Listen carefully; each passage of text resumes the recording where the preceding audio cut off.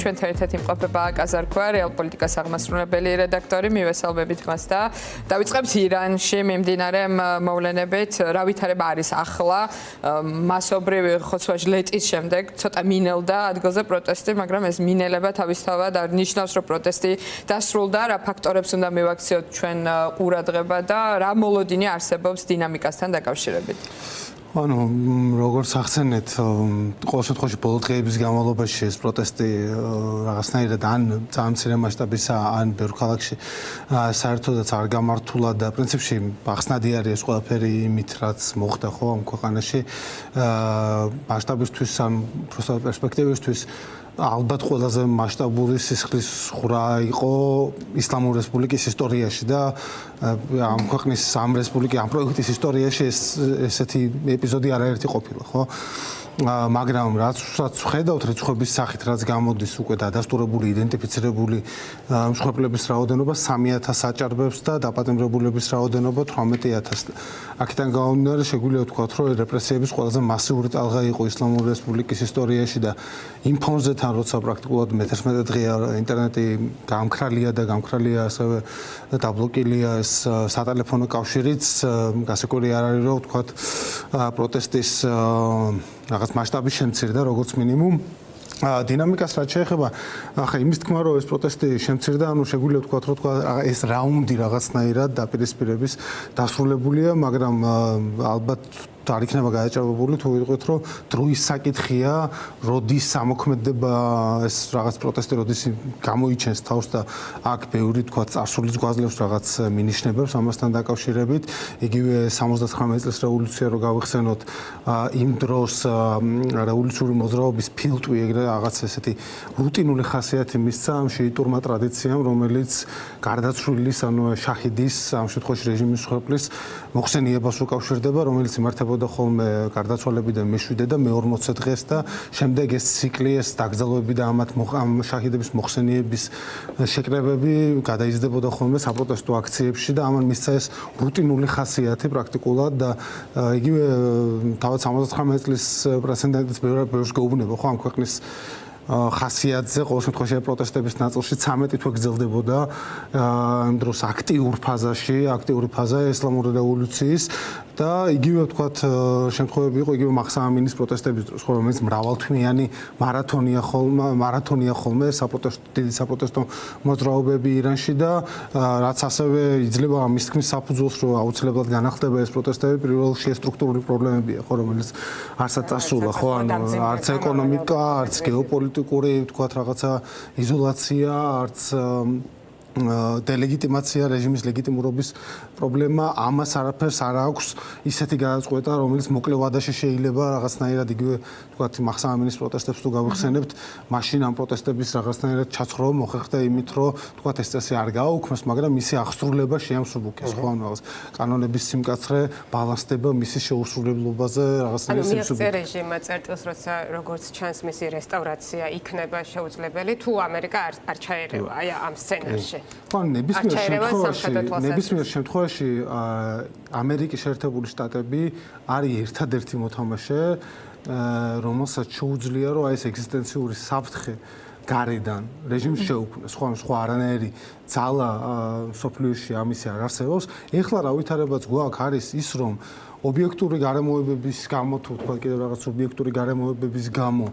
ეს ირანელებმა მოახერხეს, რომ რეჟიმის წარმომადგენლებმა ამ შემთხვევაში მოახერხეს, რომ თქვათ ეს რაღაცნაირი სახის შენარჩუნების და რაღაცნაირი განმუხტვის სივრცე შექმნილიყო იმით, რომ მათ თქვეს, რომ ჩვენ არ დავსჯით ამ ხალხს სიკვდილით, ვის დაჭერილი ყავს ეს ტრამპისტებს დააბრალეს რაღაც ტერორიზმს და ნუ თქვეს, რომ აი ამას არ დავიწყებთ ახლა თქვათ მასობრივად სიკვდილით დასჯას და ტრამპმა შეძლო ეს გამოეცხადებინა, როგორც თქვათ რაღაცა განმუხტვის დეესკალაციის საშუალებად გაესაღებინა ეს ყველაფერი და ეს მნიშვნელოვანი იყო, მაგრამ ეხლა ტრამპმა რატო გადადო აქ ბევრი ფაქტორია არის ის რომ თქვა ობიექტურად ამ წამს რეგიონში პირველ რიგში ჩემი აზრით რაც აიყო და რაც ასევე პრესაში გამოდის ცნობები ეხლა უკითხულობით სანამ მოვიდოდი იყო ის რომ არ იყო საკმარისი რაოდენობის სამხედრო აქტივი, სამხედრო ძალის კონცენტრაცია იმ რეგიონში იმისთვის, რომ ირანზე რაღაცნაირი სერიოზული დარტყმა განხორციელებულიყო და იმ დარტყმის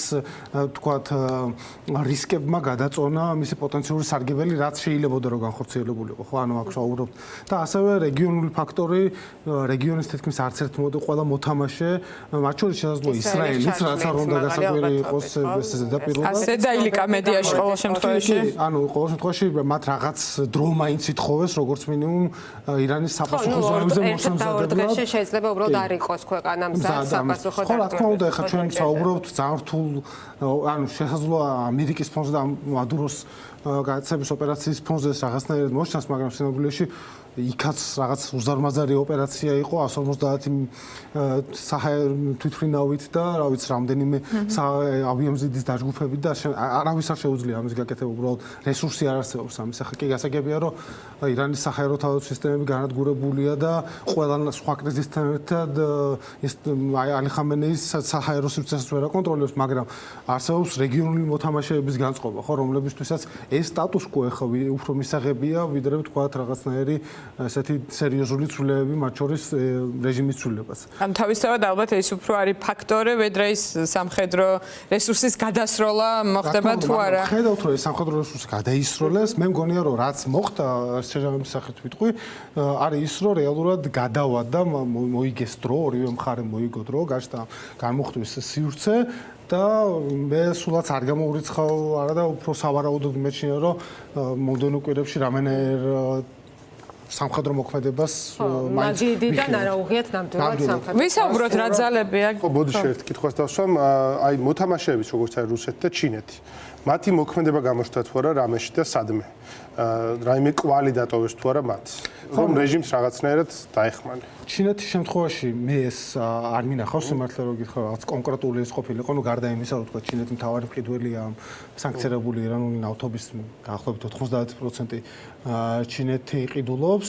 რუსეთს რაც შეეხება, ის სწორედ ინტერნეტის გათიშვას, რაც უკავშირდება, ხა ეს არის ტექნოლოგია, რომელიც მათ რუსეთისგან მიიღეს და ამაზე წვრთნებით ჩატარდა და ანუ ამ ნაწილში ვთქვათ, არა უშუალოდ პროცესში არამედ ამ ნაწილში რომ მანამდე მომარაგების და მომზადების ნაწილში რა თქმა უნდა რუსეთი ჩართული იყო. დანარჩენს რაც შეეხება ნახეთ რომ გაიმართა საუბარი, სატელეფონო საუბარი პუტინსა და ბიბი ნეთანიაჰუს შორის და ასევე ამას მოყვა შემდეგ პუტინის საუბარი უკვე მასუდ პეზეშკიანთან.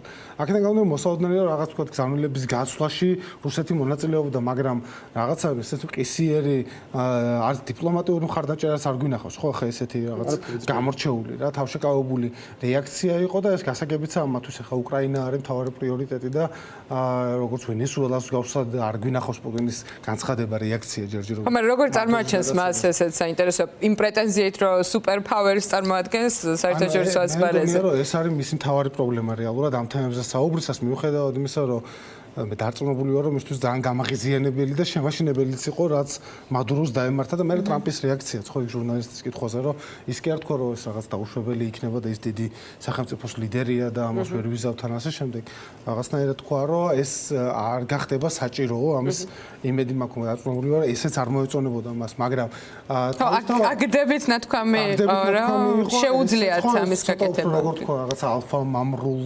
რაღაცნაირ ესეთი დომინაციის მოპოვება ლექსიკა. ტრამპი სულ ამას უსვამს თანხას, რომ თანასწორ ძალად არ აღიქვავს. კი, ესეც არის, თუმცა პერსონალურად მის მიმართ, როგორც სტრონგმენის მიმართ, როგორც რაღაცა ლიდერის მიმართ, რომელიც აკონტროლებს თავის ქვეყანაში ყველაფერს, აი ეს მისთვის მოსაწონია, როგორც მოსაწონია არის თქვა იგივე სი ძინპინის შემთხვევაში, ხო?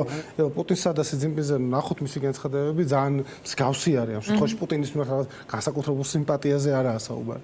უბრალოდ როგორც ჩანს მის დომინაციის მოდელზეა. ხო, რაღაცნაირად ეს მას მოსწონს, როგორც რაღაც პოლიტიკური სტილი. აქედან გამომდინარე და მისთვის ეს მადუროს თქვათ ამბავი წარმოაჩენს უფრო მეტ პრობლემას ქმნის, ვიდრე შესაძლებლობას ჩემი აზრით მე არ ამ დებატში აქეთ ხარეს ვიყავი რომ არ გონია რომ თქვა ეს რაღაცნაირად რუსეთის ხელს გაუხსნიდა და ასე შემდეგ და ან რაღაც სასიკვდილო დარტყმა იქნებოდა ისედაც ძალიან საკმაოდ მდგომარეობაში მყოფ აი ამ საერთაშორისო წესრიგზე, ლიბერალურ წესრიგზე, რომლის ეროზიას დღეს არ დაწყებულა, იმისთვის ეს უფრო მეტ პრობლემას ქმნის, იმ თვალსაზრისით, რომ უხერხო პოზიციაში აგდებს მას, ხო? მით უფრო რომ იმ კვირას, როდესაც მადურო დააპატიმრეს რაღაც 2 საათიანი რეიდის განმავლობაში, იმ კვირის მიწურულს რუსეთის ომის მიწურულმა გადააჭარბა მეორე საამულო ომის მიწურულს. ძალის პროექცირება ერთის მხრივ ამერიკის შეერთებული შტატებისგან აქტიურ მოქმედებაში და სისუსტე და უმოქმედობა, რომელიც 4 წელი გრძელდება და ვერ ფარავ მანძილს. პროექცირებაც არ არის კონკრეტული შედეგი. ეს პროექცირებასაც ვერ აკეთებს რუსეთი. ხო, ანუ აი ეს მომენტიც რო რაღაცა ეს არსებობს, თქვა რაღაც გადავდივართ მულტიპოლარულ სამყაროში და შემდეგ ეს ყველაფერი გასაგებია შესაძლოა რაღაცა თქვა ხარისხით ესეც იყოს, მაგრამ ანუ ამ სისტემის გამყარებას, რაც ბევრი გვესმის, ჭირდება ეგეთი პოლუსები, ვინც დაიჭერს ამ სისტემასაც, ექნება ესეთი რესურსი, ეკონომიკური პირველ რიგში, მაგრამ ეკონომიკური რესურსი არ არის საკმარისი. პირველ რიგში მაინც საუბარია სამხედრო შესაძლებლობებზე, რბილძალაზე, ბევრ ამაზე და გადაჭარბებულია ეს შიშები. მე მგონია რომ ხო, ანუ ობიექტურად ახლა ესე რომ ვთქვათ, მოდით 2019 წელს ყირიმის ანექსიის შედეგად ამერიკის იმდროინდელი ადმინისტრაციის მოქმედობა ახლა გასაგებია რომ თქვა არ იყო გაფორმებული როგორც გავლენის ზონის გაფორმება, მაგრამ de facto შედეგი ხო ეს გამოჩნდა რომ რეალურად დაუსჯელად შეძლო მან ანექსია ამ ტერიტორიის, ანუ აქ საუბარი იმდენად არ იყო დაპირისპირებაზე, რამდენადაც რუსეთის პრობლემა არის ის რომ მას თვითონ არ შეუძლია ამ გავლენის სფეროს ორგანიზება, ხო, ანუ როგორ თქვა, ამის დაჭერა, ამ ტვირთის აწევა არ შეუძლია. და ამას ხედავთ ამ ომის განმავლობაში, როდესაც სირიაში სტრატეგიული მოკავშირე დაკარგა, ვენესუელაში სტრატეგიული მოკავშირე დაკარგა, სომხეთის სახითაც თქვა, ხო, ვერ დაიცვა სომხეთი როგორც მინიმუმ. ასევე ხედავთ ახლა ირანში მიმდინარე პროცესებს და თავჩარგული ყოფნა უწევს. ეს არ არის ის ძალა, რომელსაც შეუძლია. და ირანი იყო მისთვის მაშველი რგოლი მაშინ, როცა არ შეძლო შეერაღების მობილიზება ირანული დრონები რაღაც დროს მნიშვნელოვანი ფაქტორი იყო. მნიშვნელოვანი ფაქტორია უბრალოდ მათ წამოიღეს ეს წარმოება და თვითონ აწარმოება, მაგრამ ნოუ-ჰაუ ირანული არის და გარდა ამისა ძალიან ესეთ რთულ მომენტში ომის მიმდინარეობის 2022-23 წლების მიჯნაზე ირანმა საკმაოდ დიდი რაოდენობით საარტილერიო ჭურვები მისცა, რამაც ბრძოლის ველზე თავისთავად ეს ახლა უკრაინის ვითარებას არ ამსუბუქებს იმ გაგებით, რომ ახლა ყველა ფსონის დადება რუსეთის ხდება უკრაინაზე, ხო? მაგრამ ეს ესეა ბოლო წლებია. ესაც არის ხო, ანუ ჩვენ საუბრობთ იმაზე, რამდენად შეუძლია თუ არა აი იმ ზომებს და იმ რესურსს, რაც მას აქვს ბირთვული იარაღის გარდა, გადატეხოს ეს უკრაინული წინააღმდეგობა. ხო, ანუ ჩვენ ფუნდამენტური საკითხი თქვა, ხო ეს არის, არა რომ რეალურად მისთვის მიუღებელი იქნება ყველა სხვა შეთანხმება, რაც უნდა შესთავაზოს ტრამპმა, თუ უკრაინაში არ მიეცემა რაღაც თავისი მარიონეტული მთავრობის და მეგობრული უკრაინა, ანუ ეს ცივი ომის შედეგების გადასაწყვეტად წამოწყებული ომი არის, რომელიც საბოლოოდ დავიწროვდა შეიკუმშა უკრაინამდე და მისთვის ახლა აქედან გამოსვლა რაღაცნაირი, როგორ თქვა, სარფიანად ისე რომ მას შეძლოს ამის გაყიდვა როგორც მე ეჭვობა რომ ისტორიულად შესაძლებელი იყოს, იმიტომ რომ გონია რომ შორეულ პერსპექტივაში ნებისმიერ შემთხვევაში ძალიან წარუმატებელ ინიციატივა დარჩება. ლოგიკურად ასამაგდება სურათი, რომ ეს ასე ვერ გამოვა. მაგრამ ხო, ამიტომ ზუსტად ამიტომ ხედავთ მის მათ შორის მოგზაურებულ რეაქციასაც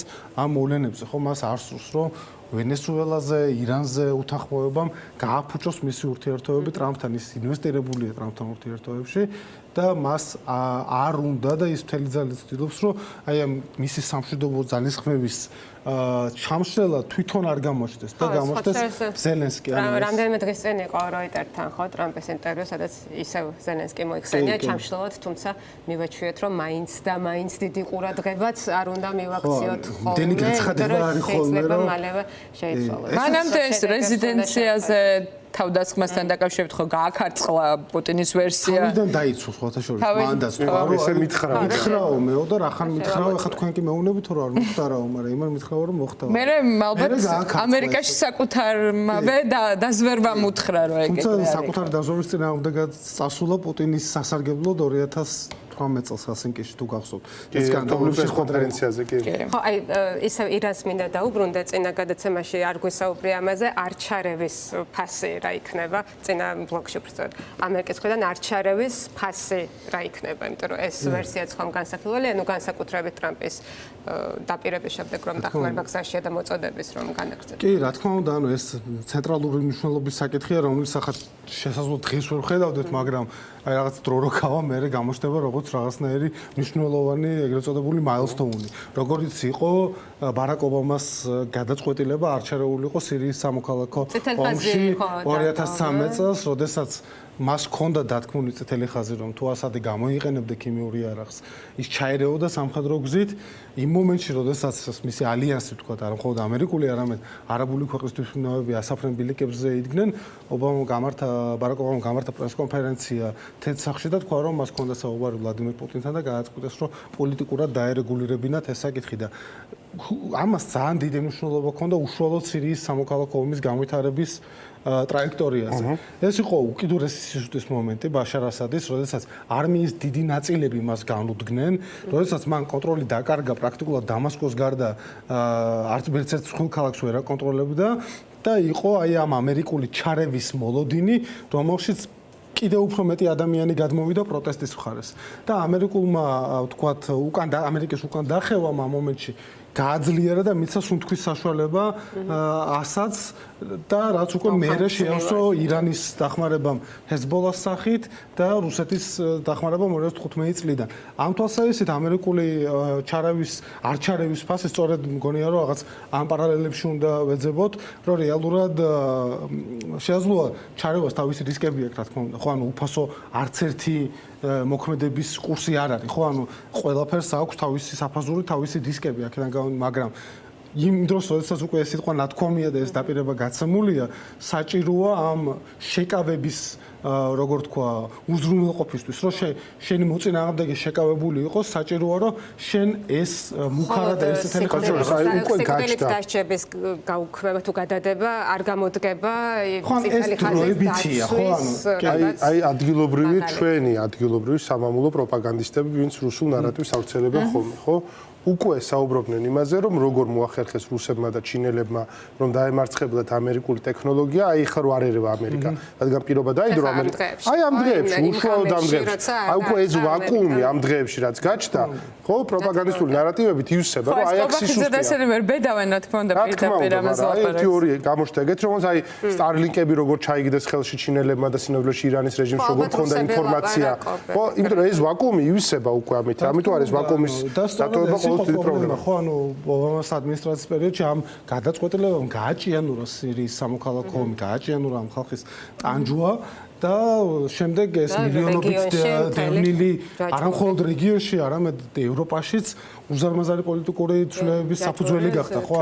ანტიმიგრაციული განწყობებით და ამიტომ განსაზღვრულია თითქოს ტრამპისთვის ის, რომ რაღაც ფორმით მას მოუწევს. კი, მე მგონია, რომ მას აქვს ეს როგორ თქვა, მისი ბუნებრივად გონია, რომ თუ რამე მასზე ვიცით ირანთან დაკავშირებით იქიდან გამომდინარე და აქ უნდა გავიხსენოთ ისევ მისი ისტორია, ხო, ანუ ის იყო ადამიანი, რომელიც გამოვიდა აი ამ JCPOA-დან, ბირთვული შეთანხმებიდან, დაიწყო ირანზე მაქსიმალური წნეხის პოლიტიკა და 2020 წლის 3 იანვარს რაც იმ დროისთვის საკმაოდ შოკის მომგვრელი იყო, მისი დავალებით მოხდა ყასემ სოლეიმანის ლიკვიდაცია და მაშინაც გახსოვთ თქვენ იყო ეს საუბრები იმის შესახებ, რომ რაღაცა საშინელი პასუხი იქნება ირანისგან და ეს რაღაცა დიდი კონფრონტაცია და შემდეგ, მაგრამ რა თუ რამე ვიცით ასევე ირანის შესახებ, არის რომ ეს ხალხი ხა საგარეო პოლიტიკის თვალსაზრისით კი აცვიათ ეს რაღაც რელიგიური სამოსელი და გამოიყურებიან როგორც ფანატიკოსები, მაგრამ დღის ბოლოს როგორც წესი საკმაოდ პრაგმატულად მოქმედებენ ხოლმე და ეს ნახეთ ყველა შესაძლო კონფრონტაციისას როგორც ისრაელთან, ასევე ამერიკის შეერთებულ შტატებთან გასულ წლებში და პრაქტიკულად ისე ჩამოეშალათ მათ ეს შიიტური წინააღმდეგობის რკალი, რომელთაც ამაყობდნენ და რომელიც აი ამ ისლამური რესპუბლიკის ერთ-ერთი როგორც თქვა მთავარ მიღწევად მიიჩნეოდა თვითონ რეჟიმის შიგნით. რომ პრაქტიკულად ინიციატივა ვერ აიღეს თავის ხელში, ხო? ანუ სულ იყვნენ როგორ თქვა, მოპასუხის რეჟიმში და სულ ეს პასუხი იყო პერფორმატიული, ხო, არ წინასწარ გაფრთხილებით, რომ თქვა იქ ბაზებს დავბომბავთ. ამიტომ მე მგონია, რომ არსებობს ლეგიტიმური დებატი არსებობს იმის შესახებ, როგორც ამერიკაში, გინდ ასევე სოფლიოში უნდა ჩაერიოს თუ არა და ეს ჩარევა ხელს შეუწყობს თუ შეუშლის საპროტესტო აქციებს, რაც ლეგიტიმური კითხვაა, მაგრამ აი ამის გათვალისწინებით, რაც ახლა ვთქვით და იმის გათვალისწინებით, რომ ეს დაპირება უკვე გაცემულია, მე მგონია, რომ არჩევანი აქ თან ტრამპს არ მოუნდება შეადარონ ობამას და მის პრეცედენტს. თუმცა არც ჯორჯ ბუშთან შედარება არ მოუნდება. რა თავისი გზა აქვს. ან მისთვის კითხვა მაქვს ერთი ირანთან დაკავშირებით. აკა ირანში ჩვენ ახლა რასაც უყურებთ ეს ქუჩის პროტესტი, ეს არის ამ საზოგადოების ცვლილების ნიშანი მათ შორის, ხო? ურბანული მოსახლეობის ზრდა, ძალიან ახალგაზრდა მოსახლეობა, ახალი მოთხოვნებით წარმოდგენებით მათ შორის ცხოვრების სტანდარტზე და ასე შემდეგ. თუმცა ეს არ არის ერთადერთი მიმართულება, რა კუთხითაც ცვლილება ხდება და არის მიმართულება, სადაც გარდაუვალია ცვლილება. მათ შორის ასე არის მაგალითად ხელმძღვანელის ალი ხამენეის ჯანმრთელობა. ის ასე კომუნიკაცია არის და ვინ იქნება მისი მემკვიდრე, ეს აბსოლუტურად გაურკვეველი საკითხია. ამასთან არის დაკავშირებული სწორედ ის, რომ ბოლო 15-20 წლის განმავლობაში ეს კონცეფცია, რომელიც ეფუძნებოდა, რომ ისლამურ სწავლებას და კლერიკალებს უნდა ჰქონდეთ ძალაუფლება, ხო? ესეც იცვლება და ძალაუფლებამ გადაინაცვლა უფრო მეტად სამხედროების ხელში, როგორც არის რევოლუციის გუშაქთა კორპუსი. აქაც მიმდინარეობს, ანუ სამი მიმართულებით მიდის ცვლილება.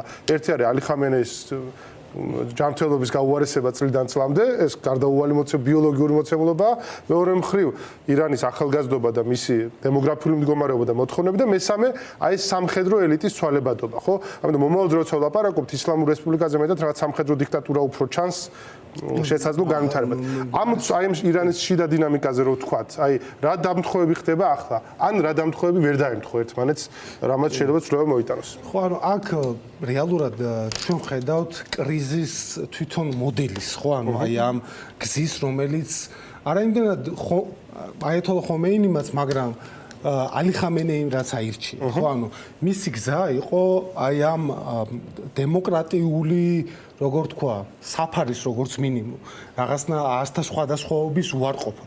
და ეს დებატი ირანის შიგნით არსებობდა 80-იან წლების მიწურულს და 90-იან წლების მიწურულს კიდევ უფრო მეტად და იგივე თქვა წინა სხვა პროტესტები რო გავიხსენოთ, მწვანე მოძრაობა მათ შორის.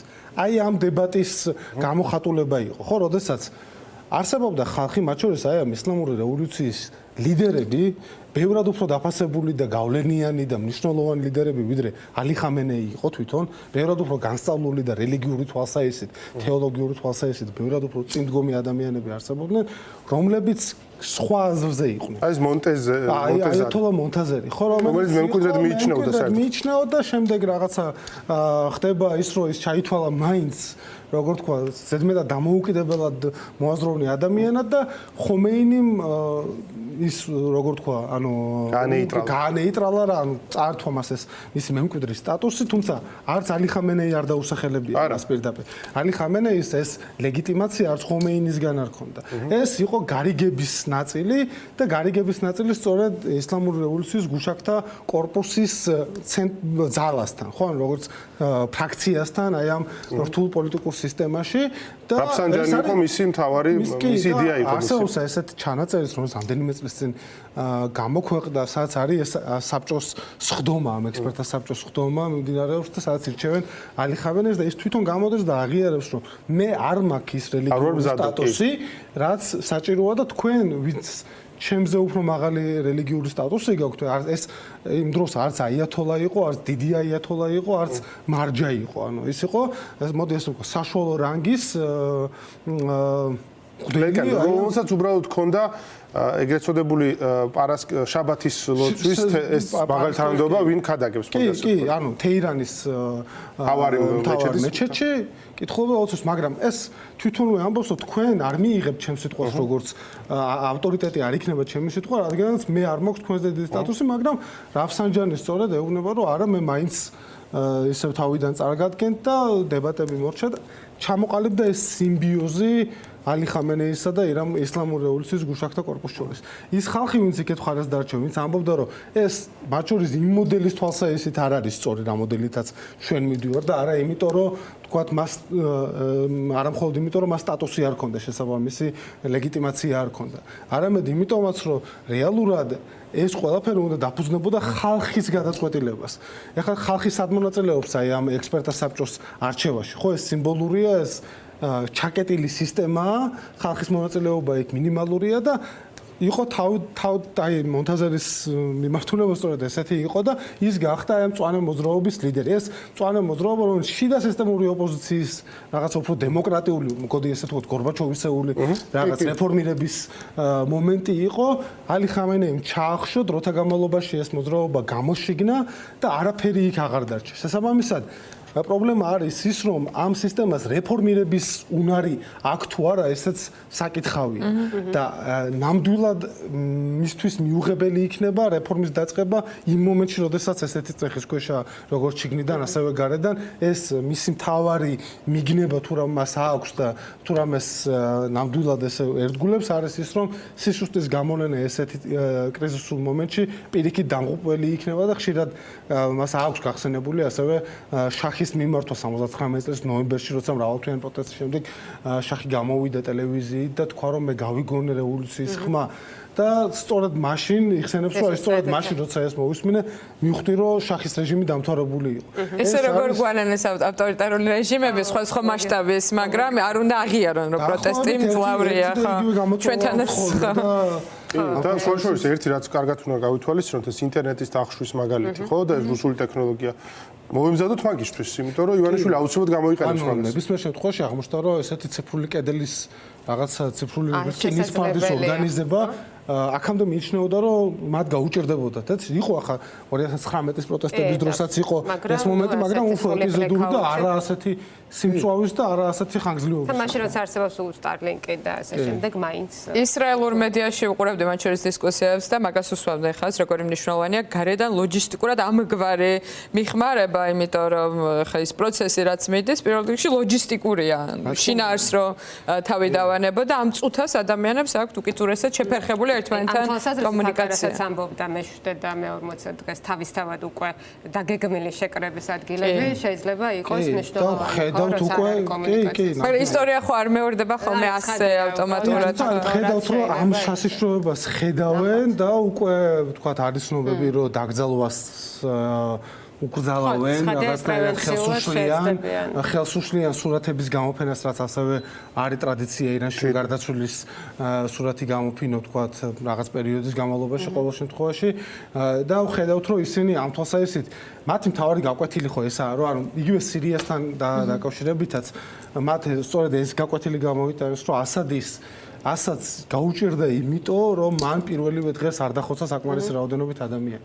ეხაც მათ ის გააკეთეს, ხო, ანუ სანამ რეაგირება მოესწრებოდა გარედან, მანამდე ეს ინტერნეტი გათიშეს, 8 იანვარი იყო რეალურად გადამწყვეტი მომენტი, როდესაც ამ პროტესტმა ამხელა მასშტაბი მიიღო, სწორედ შახის მოწოდების შემდეგ, უბრალოდ ყოფილი შახის პრინცის მოწოდების შემდეგ, მათ ჩაახშეს ინტერნეტი და პრაქტიკულად აი იმ 2 დღის განმავლობაში მაქსიმალური სისასტიკით, არნახული სისასტიკით. ესეც სამომავლოდ რა მნიშვნელოვანი იქნება ეს პრეცედენტი გაამართლებს თუ არა ჩახშობა და დახოცვა პირდაპირ. ხო, ანუ ეს არის რომ რეალურად ახლა ჩვენ ხედავთ რომ არის ესე იგივე რაღაც შემთხვევა დღესაც და სხვაგანაც რომ ეს არ გავდა რაღაც თვითნავად პროტესტ და ორგანიზებული იყო და ეს რაღაცა მოსადეყის მთავრობის და იმის აჩtildeები არის მაინც, მაგრამ მე მგონია რომ რაღაც მარტივი პასუხი არის ამაზე რომ თუ თქვათ ეს მართლა ორგანიზებული იყო ვინმეს მიერ ეს სამხედრო დარტყმები რატო არ გახორციელდა თავის დროზე, ხო? ანუ ამის ორგანიზება უფრო მარტივი იქნებოდა ვიდრე ან ინტერნეტის და ლოჯისტიკური საკითხებითაც უფრო დაალაგებულად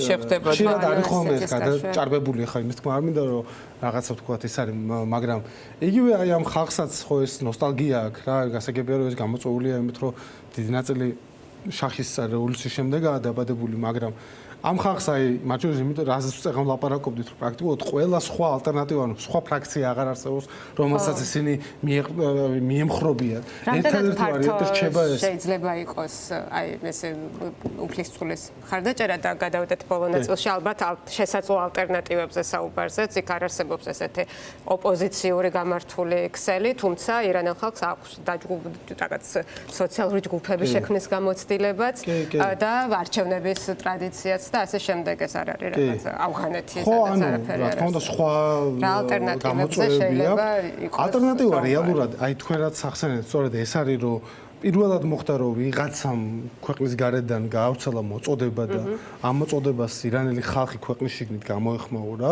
მეორე საკითხი ახლა მე მეეჭვება რომ ეს რაღაცნაირად აბსოლუტური მხარდაჭერის მქონე ადამიანი იყოს ირანში ოპოზიციას რაც შეეხება არის ბევრი სხვა ჯგუფი, მაგრამ მათი აი ეს დიასპორისთვის დამახასიათებელი მძიმე ესეთი აურა ამათიული ხო როცა ვერაზროს ვერ ხერხდება ჩამოყალიბება იმაზე ვისი ბრალი იყო ვისი ბრალია ის რაც მათ თაობიდან და თაობას გადაეცემა მე ეს ტოქსიკური დისკუსიებით და რაღაცნაირად თითის გაშვებით სალომე ზურაბიშვილი იხსენებდა რომ უნივერსიტეტში ვაბარებდი მივედიო ერთადერთი მინისტრი იყო პირველი მთავრობის ცოცხალიო და თხოვე რომ იმ დოკუმენტებზე მუშაობას თუ მომცემთო საშუალებასო მაგ შემთხვევაში ჩავაბარფო ისტორიის ფაკულტეტზეო და ეს იგი რამდენი წელი იყო გასული და ამდენი წლის მერე უთხრა რომ შენ ეროვნულ დემოკრატების თავმჯდომარე ხარ და არ მოგწევთ მაგის ეს კომპაქტურად ერთმანეთს დაუპირისპირდნენ ეს რაღაცნაირი წყენები მაინც დაიწყება თან თაობრივად ხდება ტრავების გადაცემა აქაც იგივე არის ხო ანუ აქაც იგივე ვთქვათ ბერლინში პარიზში თუ შეხვალთ ამ კაფეებში სადაც ირანული დიასპორა იკრიბება სულ დისკუსია მედის იმის შესახებ ვისი ბრალია რაც დაგვემართა და აქედან გამომდინარე ისინი დაყოფილები არიან მაგრამ მაინც ზედმეტად ბევრნი არიან იმისთვის რომ მათი გავლენა ნიველირებული იყოს ეს ოპოზიციური განწყობა ხა პოპულარულ მხარდაჭერაზე თუ ვისაუბრებთ ვთქვათ ირანის შიგნით რეჟიმს რამ ხელა აქვს ეს შესაძლოა იყოს სადაც 15-20% ხო მაგრამ დანარჩენი საზოგადოების აბსოლუტურად დიდი ნაწილი მათ შორის თავისი ეთნიკურად ჭრელი პროვინციებით ამ რეჟიმისგან ვერანაირ სარგებელს ვერ ხედავს ხო ანუ ეს არის როგორც ყველა თვალსაჩინით გაბანკროტებული არის ჩვენთან როგორც სიტყვან ოღონდ ესენი წავიდნენ პრინციპი ახლა ამ სიტუაციაში არიან თალსახა ამ ხოცვეჯლეტის შემდგომ ხო ამ სიტუაციაში არიან და აი აქ იკიდებს ფეხს სწორედ ეს რაღაცნაირი მომავლის ნოსტალგია ამ შახის მიმართ ხო რაღაცნაირად როცა არაფერი სხვა არანაირი პროექტი აღარ არსებობს არანაირი ბრენდი აღარ გაქვს ქვეყნის შიგნით რომელსაც შეგიძლია რომ დაეყნო და დროშა და აი მაგრამ მოსახლეობის უმეტესობა არის შემდეგ დაბადებული ამ რევოლუციის შემდეგ და ეგეც მნიშვნელოვანი ფაქტორია რა წარმოდგენები არსებობს ზოგადად მონარქიაზე და რა სენტიმენტი და სოციალური სიჭრელეც ხო იქ ცალკე რაღაც ქალების საკითხი არ გვისაუბრია ბევრი ამაზე მაგრამ ამინის პროტესტში ეს იყო წამყვანი ამდენი ჩაგურის ზეწოლის და აიათოლა ხომეინი აი ამ ჰიჯაბის კანონს და ჰიჯაბის წესს ჰიჯაბს თვითონ უწოდებდა ისლამური რევოლუციის მეორე დროშას ანუ ეს არ იყო რაღაც უმნიშვნელო აი ამ სისტემისთვის ხო თვითონ ის რომ ამ წესის აღსრულებაზე თვალის დახუჭვა უწევთ ეს მეტყველებს მათ რთულ შიდა საზოგადოებრივ მდგომარეობაზე ხარ შეიძლება ეს დაისად გამოჩნდეს შემდეგ დაისის დასაწყებად არ ვიცით ამაზე დროს ვერ დავადებთ და ახლა ისიც არის რომ ხშირად ეს პროტესტები რაც მახსოვს სულ არის რომ სუკვდება ეს რეჟიმი და ვერ მოკვდება ხო მაგრამ ფართო სურათში არის ბოლო ფაზა და არის შუა ფაზა მიმართულება არის ერთი ხო ანუ აქ თქვათ რეფორმირების უნარიც აღარ გააჩნია. ანუ ის რეფორმები, რომელზეც მას მოუწევს წასვლა, უნდა იყოს, აი ახლა ვთქვათ, ეკონომიკური მდგომარეობა რო გაუმჯობესდეს, ამის ერთ-ერთი შანსი არის, რომ ვთქვათ, ამერიკასთან გაკეთდეს რაღაცნაირი დაახლოება. საბჭოთა კავშირის სანქციებს არ მოუხსნიან თუ ესენი ბირთვულ პროგრამაზე ვარს არ იტყვიან. თუ ბირთვულ პროგრამაზე ვარს იტყვიან, ეს გამოდის, რომ ამდენი წელი რატო ვიყავით ამ მდგომარეობაში ამის გამო ამდენი ფულა თუ დავხარჯეთ ამაში. და ნახევარი ტრილიონი თუ დავხარჯეთ, ხო? აი ამ წრეხში არის და ირაკლიმ რას თქვა, ეს სწორი არის მომავლის და პერსპექტივის თვალსაზრისით ამაზეც რო თქვა და ამას დავასრულებ. არის ის რომ რეალურად ჩვენ არ ვიცით რა შეიძლება ეს იყოს, მაგრამ საკმაოდ მაღალი შანსია იმის, რომ ირანის მომდევნო ლიდერი არ იყოს სასულიერო პირი, მოდი ესე ვთქვათ რა. იქიდან გამომდინარე რომ ეს რეჟიმი უკვე თავის ხასიათით უფრო მეტად გავს სამხედრო ხუნტის მმართველობას, ვიდრე რაღაც კლასიკურ თეოკრატიას, ხო? იმიტომ რომ საბოლოოდ ერთადერთი დასაყრდენი ეს დარჩა, ეს რეპრესიული აპარატი, რომელიც არის სახელმწიფოში, რომელიც აკონტროლებს ქვეყნის ეკონომიკის დაახლოებით 60%-ს, რომელსაც აქვს პრივილეგირებული მდგომარეობა და სწორედ ამიტომ არის რომ ისინი ესე გამალებით იცავენ ჯერჯერობით, იმიტომ რომ მათი ბედი, მათი ცხოვრების ბედი დაკავშირებულია რეჟიმის ბედთან და ანუ აქ ბევრი რამე შეიძლება მოხდეს, თქვათ, რომ მივიღოთ რაღაცა მსგავსი ეგვიპტესა და პაკისტანს შორის, ხო, როდესაც ეგ არსებობს, თქვათ, სახელმწიფოებში არმიების სახით, ხო, როდესაც არმია მართ, როდესაც მაგალითად არმიის გენერალებმა 2012 წელს გადაწყვიტეს, რომ ამერიკული დახმარების დაკარგვა უფრო ძვირი იქნებოდა და ჯობდა რომ მუბარაკი წასულიყო და მართლობა შეენარჩუნებინათ